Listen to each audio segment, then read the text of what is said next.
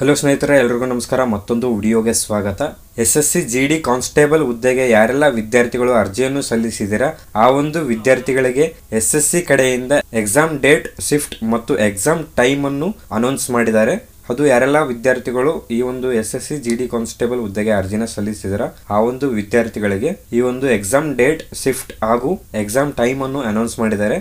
ಮತ್ತು ವಿದ್ಯಾರ್ಥಿಗಳಿಗೆ SSC GD constable exam ಬಗ್ಗೆ ಕೆಲವು ಇಂಪಾರ್ಟೆಂಟ್ ಅಪ್ಡೇಟ್ಸ್ ಇದೆ. ಬನ್ನಿ ಈ ಒಂದು ವಿಡಿಯೋದಲ್ಲಿ ಹೇಗೆ ನಮ್ಮ ಎಕ್ಸಾಮ್ ಡೇಟ್, ಶಿಫ್ಟ್ ಮತ್ತು ಟೈಮ್ ಅನ್ನು ತಿಳಿಯೋದು ಅಂತ ನೋಡೋಣ.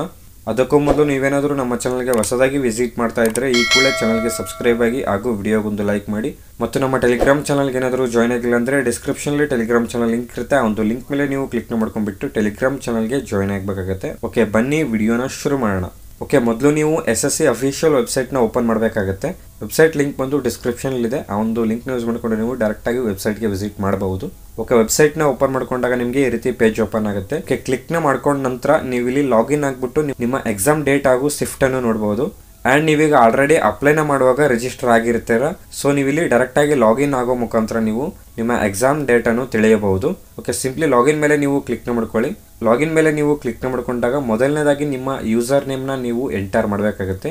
ಈ ಒಂದು ಫೀಲ್ಡಲ್ಲಿ ನಿಮ್ಮ ಯೂಸರ್ ನೇಮ್ನ ಎಂಟರ್ ಮಾಡಿಕೊಂಡು ಕೆಳಗಡೆ ಪಾಸ್ವರ್ಡ್ ಅಂತ ಇದೆಯಲ್ಲ, ನೀವು ಸೆಟ್ ಮಾಡಿರುವಂಥ ಪಾಸ್ವರ್ಡ್ನ ನೀವು ಇಲ್ಲಿ ಎಂಟರ್ ಮಾಡಬೇಕಾಗುತ್ತೆ. ಓಕೆ, ಪಾಸ್ವರ್ಡ್ನ ಎಂಟರ್ ಮಾಡಿಕೊಂಡು ಕೆಳಗಡೆ ಕೊಟ್ಟಿರುವಂಥ ಕ್ಯಾಪ್ಚರ್ನ ಎಂಟರ್ ಮಾಡಬೇಕಾಗುತ್ತೆ.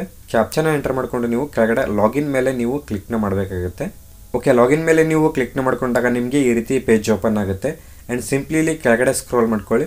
ನಿಮಗೆ ಇಲ್ಲಿ ಅಡ್ಮಿಷನ್ ಸರ್ಟಿಫಿಕೇಟ್ ಅಂತ ಇದೆಯಲ್ಲ, ಈ ಒಂದು ಆಪ್ಷನ್ ಮೇಲೆ ನೀವು ಕ್ಲಿಕ್ನ ಮಾಡ್ಕೊಳ್ಳಿ. ಓಕೆ, ಕ್ಲಿಕ್ನ ಮಾಡ್ಕೊಂಡಾಗ ನಿಮಗೆ ಈ ರೀತಿ ಪೇಜ್ ಓಪನ್ ಆಗುತ್ತೆ. ಆ್ಯಂಡ್ ಇಲ್ಲಿ ಸಿಂಪ್ಲಿ ಮೊದಲನೇದಾಗಿ ಎಕ್ಸಾಮಿನೇಷನ್ ಅಂತ ಇದೆಯಲ್ಲ, ನೀವು ಯಾವೊಂದು ಪೋಸ್ಟ್ಗಾಗಿ ಅಪ್ಲೈನ ಮಾಡಿದಾರ ಆ ಒಂದು ಪೋಸ್ಟ್ನ ನೀವು ಇಲ್ಲಿ ಸೆಲೆಕ್ಟ್ ಮಾಡಬೇಕಾಗತ್ತೆ. ಸೊ ಸಿಂಪ್ಲಿ ನಾನಿಲ್ಲಿ ಕಾನ್ಸ್ಟೇಬಲ್ GDನ ಸೆಲೆಕ್ಟ್ ಮಾಡ್ತಾ ಇದ್ದೀನಿ. ಓಕೆ, ಸೆಲೆಕ್ಟ್ ಮಾಡ್ಕೊಂಡ ನಂತರ ಕೆಳಗಡೆ ನಿಮಗೆ ಎಕ್ಸಾಮಿನೇಷನ್ ಇಯರ್ ಅಂತ ಇದೆ. ನೀವಿಲ್ಲಿ ನಿಮ್ಮ ಎಕ್ಸಾಮಿನೇಷನ್ ಇಯರ್ನ ಸೆಲೆಕ್ಟ್ ಮಾಡ್ಕೊಳ್ಳಿ. ಸೆಲೆಕ್ಟ್ ಮಾಡ್ಕೊಂಡ ನಂತರ ನಿಮಗೆ ಕೆಳಗಡೆ ಚೆಕ್ ಸ್ಟೇಟಸ್ ಅಂತ ಒಂದು ಆಪ್ಷನ್ ಇದೆಯಲ್ಲ, ಈ ಒಂದು ಆಪ್ಷನ್ ಮೇಲೆ ನೀವು ಕ್ಲಿಕ್ನ ಮಾಡಬೇಕಾಗತ್ತೆ. ಓಕೆ, ಕ್ಲಿಕ್ನ ಮಾಡ್ಕೊಂಡ ನಂತರ ವಿದ್ಯಾರ್ಥಿಗಳ ಡೀಟೇಲ್ಸ್ ಇಲ್ಲಿ ಶೋ ಆಗುತ್ತೆ. ನಿಮ್ಮ ರಿಜಿಸ್ಟರ್ ನಂಬರ್ ಆಗಿರ್ಬೋದು, ನಿಮ್ಮ ರೂಲ್ ನಂಬರ್ ಆಗಿರ್ಬೋದು. ಆ್ಯಂಡ್ ನೀವಿಲ್ಲಿ ನೋಡ್ಬೋದು ನಿಮ್ಮ ಎಕ್ಸಾಮ್ ಡೇಟ್ ಇಲ್ಲಿ ಶೋ ಆಗುತ್ತೆ. ಆ್ಯಂಡ್ ಕೆಳಗಡೆ ನಿಮಗೆ ಶಿಫ್ಟ್ ಬಂದು ಶೋ ಆಗುತ್ತೆ. ಯಾವೊಂದು ಶಿಫ್ಟಲ್ಲಿ ನಿಮ್ಮ ಎಕ್ಸಾಮ್ ಇದೆ ಅಂತ ಶೋ ಆಗುತ್ತೆ.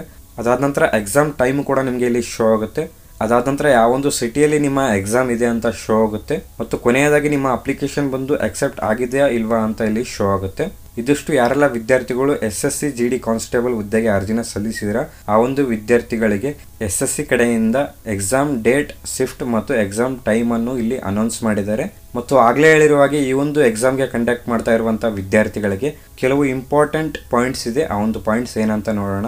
ಇಲ್ಲಿ ಮೊದಲನೇದಾಗಿ ನಿಮ್ಮ ಒಂದು ಹಾಲ್ ಟಿಕೆಟ್ ಬಂದು ನಿಮ್ಮ ಎಕ್ಸಾಮ್ ಇರುವ 4 ದಿನದ ಹಿಂದೆ ನಿಮ್ಮ ಹಾಲ್ ಟಿಕೆಟ್ ಅನ್ನು ಬಿಡುಗಡೆ ಮಾಡ್ತಾರೆ.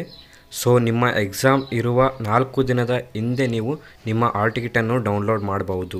ಅಂದರೆ ಇಲ್ಲಿ ನಿಮ್ಮ ಅಡ್ಮಿಟ್ ಕಾರ್ಡ್ನ ನೀವು ಡೌನ್ಲೋಡ್ ಮಾಡಬಹುದು.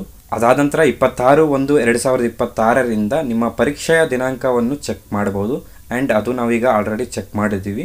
ಅದಾದ ನಂತರ ಈ ಸಲ ಮೊದಲ ಬಾರಿಗೆ SSCಯು ನಿಮ್ಮ ಅಡ್ಮಿಟ್ ಕಾರ್ಡ್ ಪರೀಕ್ಷೆ ಮುಗಿದ ಬಳಿಕ ತಮ್ಮ ಬಳಿಯೇ ಇಟ್ಟುಕೊಳ್ಳಲಿದೆ.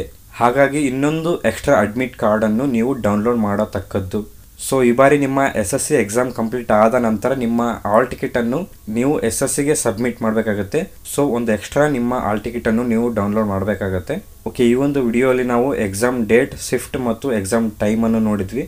ಆ್ಯಂಡ್ ಹಾಲ್ ಟಿಕೆಟ್ನ ಬಿಟ್ಟಾಗ ನಾವು ಹಾಲ್ ಟಿಕೆಟ್ನ ಡೌನ್ಲೋಡ್ ಮಾಡುವುದು ಹೇಗೆ ಅಂತ ನೋಡೋಣ.